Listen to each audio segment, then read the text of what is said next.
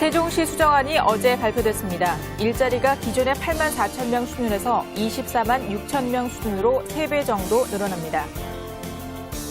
노동부가 어제 노조법 시행령 개정안을 입법 예고했습니다.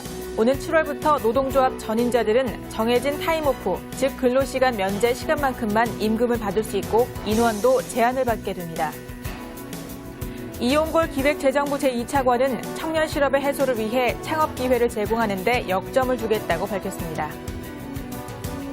한 직장에서 30년 이상 근무하고 퇴직하는 장기 근속자가 한 해 퇴직자의 0.3%에 불과한 것으로 조사됐습니다.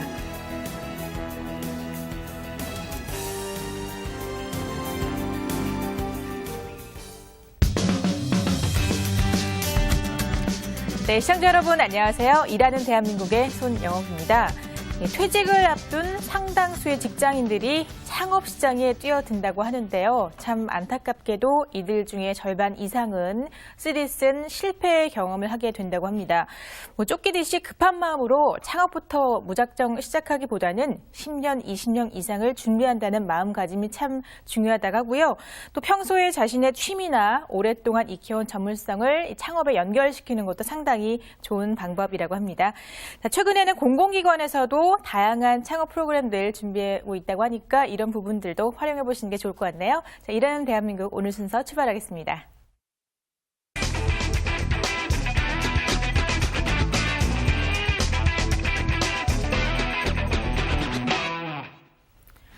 네, 세종시 수정안이 어제 발표가 됐습니다. 또 이에 따른 고용 창출에 대해서 살펴볼 텐데요. 취업 매거진 오늘 김지혜 기자와 함께하겠습니다. 어서 오세요. 먼저 세종시 수정안에 대해서 간략하게 설명부터 좀 해주세요.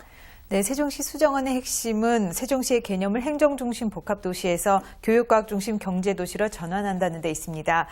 행정부처의 세종시 이전이 전면 백지화되는 대신에 삼성과 한화, 롯데 등 대기업들이 들어서게 됩니다. 또 카이스트와 고려대가 입주를 확정했고요. 첨단 과학 연구시설이 갖춰지게 됩니다.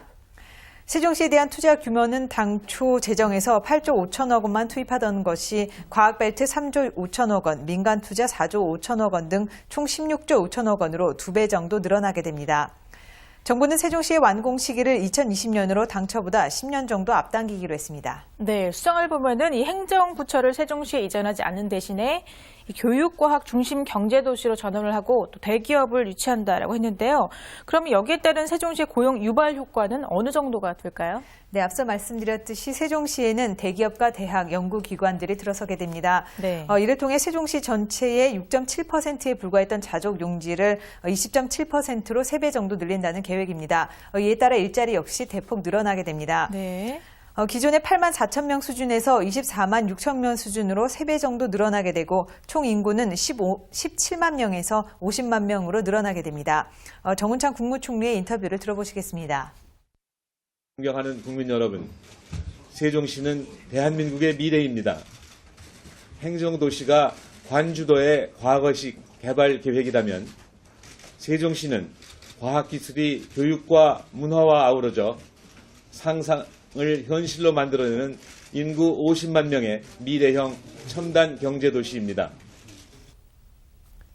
정부는 기업과 대학의 유치를 위해서 맞춤형 부지를 공급하고 각종 세제 지원과 규제 완화 등 파격적인 지원을 약속했습니다. 네, 경제도시 살펴봤는데 기업들의 일자리는 그러면 또 얼마나 늘어날 수 있을지 구체적으로 좀 보죠.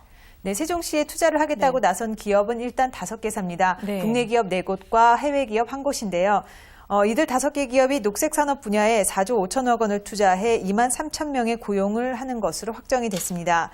기업별로는 삼성이 2015년까지 2조 500억 원을 투자하고 고용 인원은 1만 5천 명에 달할 전망입니다. 네. 하나는 3천 명, 롯데가 1,000명, 웅진이 2,500명가량의 일자리를 만든다는 계획입니다. 네. 오스트리아 태양광 업체인 SSF가 1억 2천만 달러, 우리 돈으로 약 1,400억 원을 투자해 네. 500명의 신규 고용을 창출할 방침으로 알려졌습니다. 네. 자, 세종시의 고용 유발